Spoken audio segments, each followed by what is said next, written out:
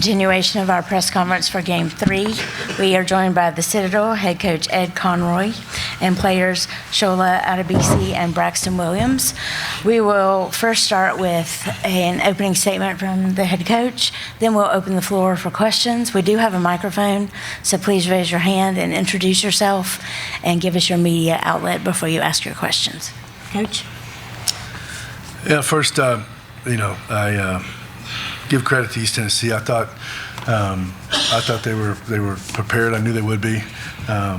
Coach Savage and I go back to working together at Tennessee and at Tulane. He was on our staff there.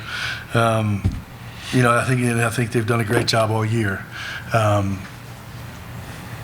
When that team shoots 40% from three, extremely hard to beat. I thought their defense caused some problems for us early. We had some uncharacteristic turnovers, some live ball turnovers.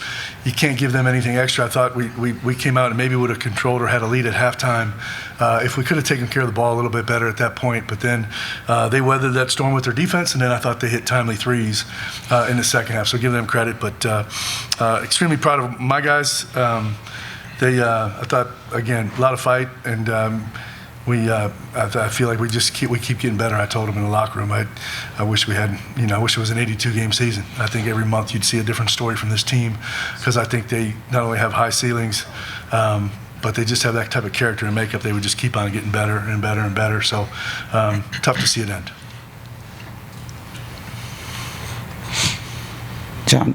John Hooper, Mid-Major Madness. Could Braxton and Sola just talk about, your experience at the Citadel? I know, Sola, you've been there a little bit longer, but Braxton, just both of you answer what it's been like and what it's been like to see the improvement, not only this season, but for Sola, for you, for both seasons, really.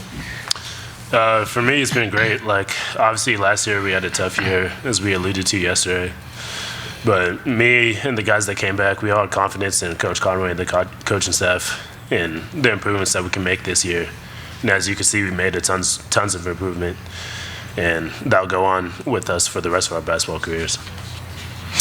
For me, coming from D2 school in Georgia, Valdosta, it's pretty different, but it was a great experience for me. I loved it here. Loved all the guys, coaching staff. They all just made it feel like a home, and not like a lot of schools are like that where I've been. So I really appreciate everybody that has helped me along the way here. So.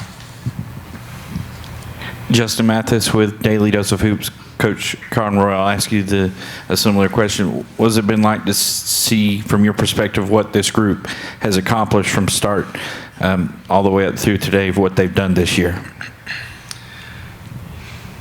Again, as we talked about yesterday, I knew we had a rough road. I knew it wouldn't come right away, but I had confidence we could get there, because I thought these guys, just in the evaluation process, I thought we had some high ceilings, but a really special group, because it didn't go easy for them at first, and I think they really I think they showed what type of character. It really revealed the type of character and the type of young men they are, and I think it's going to follow them forever. I think they'll be able to look back on this year, because life gets tough, life is hard, and these guys know now what it is to be part of a family, be part of a team, how to fight through those tough times, and then and see some gratification, see it pay off right away in some things, and not in others. But I think the growth they've had as individuals, I think they'll be able to look back at that on pride forever. And I've always felt like the Citadel, that's why I wanted to come back. I think it, as an institution, it's kind of funny, but it prepares you for the best in life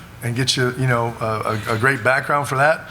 But just because of the what you go through and endure, it kind of prepares you for the tough times in life too. And I think these guys really showed that character, and they're going to be able to handle whatever comes their way in the future. I'm totally confident of that. Steve at Greenville Sports Media. Coach, how do you feel about the trajectory of your program moving forward? Well, I know we're going to take a heck of a blow losing these guys. I know Monday's going to be really hard for me, not walking in the gym and coaching them.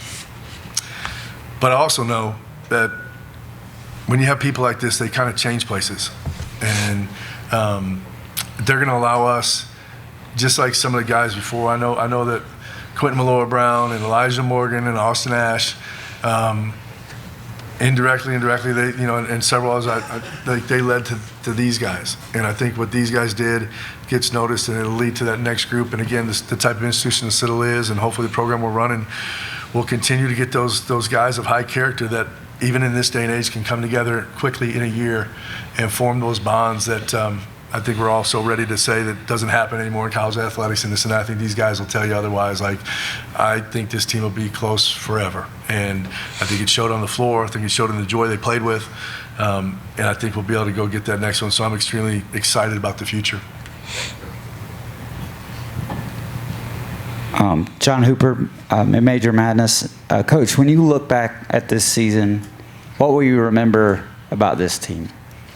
Oh, there are so many even things right now. And again, I kind of alluded to some yesterday, but I just know how it didn't come easy for them. And like I said, we came up here in November and played Presbyterian, and it was not close. That game was over in 5 minutes.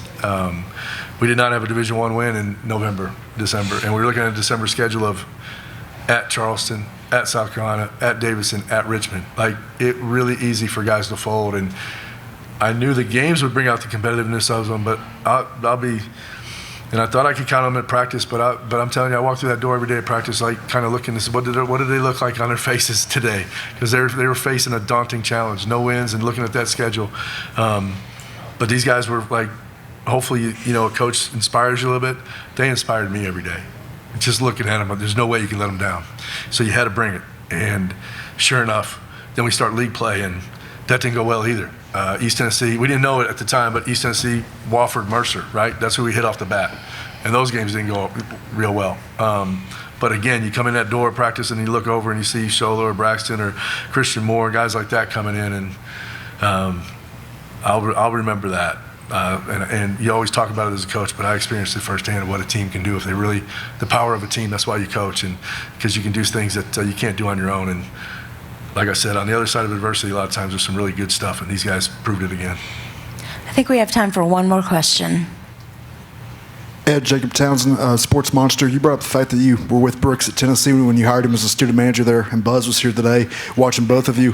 What's it like now to see Brooks Coach of the Year this year, winning the conference championship, and now moving forward this weekend to see him now at 20 years later as the head coach of a program? Ton of pride. My first staff at Tulane, I hired him because I thought that much of him, and I knew we were facing a pretty daunting test there, and I knew I needed some guys I could really trust and were talented, and his career doesn't surprise me, and when they're not playing us, I watch his team, with a lot of pride and joy, because I just, I love the way they get after it defensively. I just love the passion they play with, and so it's really neat to see, and it was great to see Buzz down there. He's been incredible. I was with him at 4 different schools, and he's like family, and to see him down there today and part of it, and back in this building for me, to be honest with you, like the entire place, it just feels like home, and that's why it means so much to me and that kind of stuff. So it's neat to come here every year, and it's an experience I'll never take for granted. Thank you.